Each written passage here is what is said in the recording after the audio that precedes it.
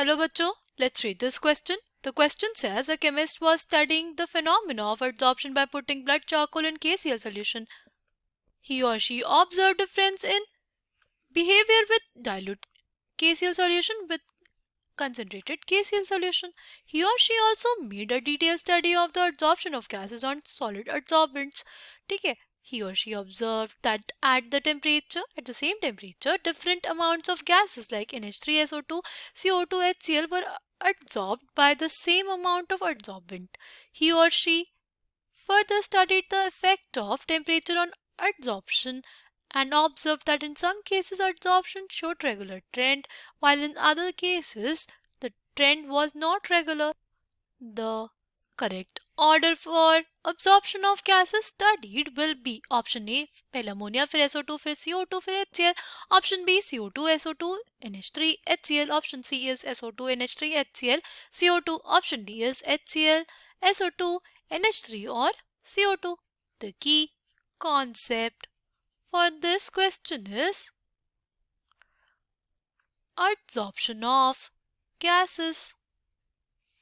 जो हमारे पास absorption of gases होता है ना, वो इस बात पे डिपेंड करता है कि जो हमारी गैस है क्या वो इजीली लिक्विफिएबल है कि नहीं. अगर हमारे पास जो गैस है वो इजीली लिक्विफिएबल होगी तो हमारे पास उस गैस का एब्जॉर्प्शन ज़्यादा होता है. ठीक है, या हम लोग इसको इस तरह से देख सकते हैं, absorption of gases will be greater for the gases. उन गैसेस के लिए ज़्यादा होगा जिनके लिए जो A की वैल्यू है ना वो ज़्यादा होगी. ठीक है, A क्या है हमारे पास?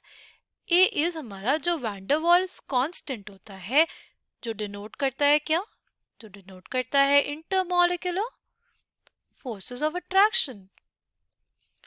ठीक है, ये हमें किसके बारे में बताता है? ये बताता है इंटरमॉलिक्यूलर फोर्सेस ऑफ अट्रैक्शन. अगर हमारे पास जो गैसेस हैं उनके बीच में इंटरमॉलिक्यूलर फोर्सेस ऑफ अट्रैक्शन ज़्यादा है तो वो ईजिली लिक्विफिएबल होगी और हमारे पास उन गैसेस का एब्जॉर्प्शन भी जो होता है वो आसानी से होता है. ठीक है, नेक्स्ट जो फैक्टर हमारे पास रिस्पॉन्सिबल होता है हमारे एब्जॉर्प्शन ऑफ गैसेस के लिए वो होता है molar mass of the gas. होता है मोलर मास ऑफ द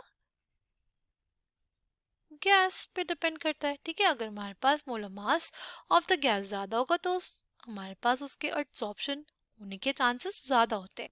ठीक, अब अगर हम लोग देखें हमारे पास जो मॉलिक्यूल्स दिए गए वो हमारे पास SO2, हमारे पास दिया हुआ है NH3, फिर दिया हुआ है HCl और CO2.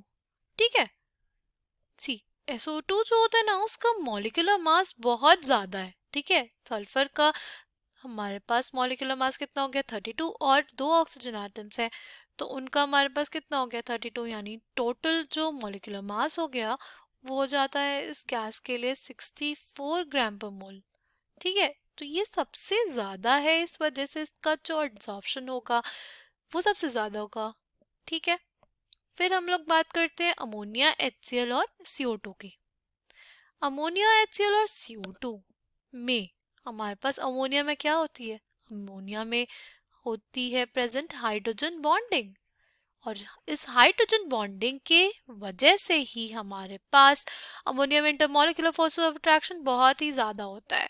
ठीक है, अगर उसमें इंटरमॉलिक्यूलर फोर्स ऑफ अट्रैक्शन ज़्यादा होगा तो इट विल बी इजीली लिक्विफिएबल और वो हमारे पास आसानी से उसका एब्जॉर्प्शन भी हो सकता है. फिर आते हैं हमारे पास HCl और CO2 में. HCl और CO2 में जो HCl है ना वो है पोलर. इसमें क्या होगा? इसमें प्रेजेंट होगा dipole dipole interactions which are basically strong intermolecular forces.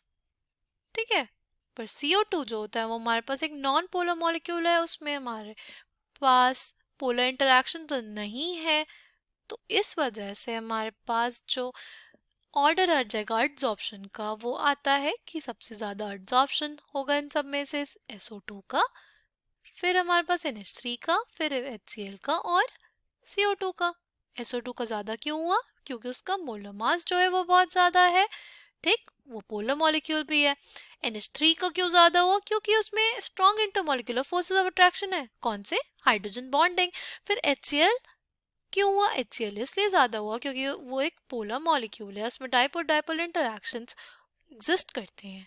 ठीक है, और जो CO2 है उसका एब्जॉर्प्शन सबसे कम है क्योंकि वो एक नॉन पोलर मॉलिक्यूल है। Coming back to the question, correct answer for this question will be option C. I hope you understood it well. Thank you and all the best.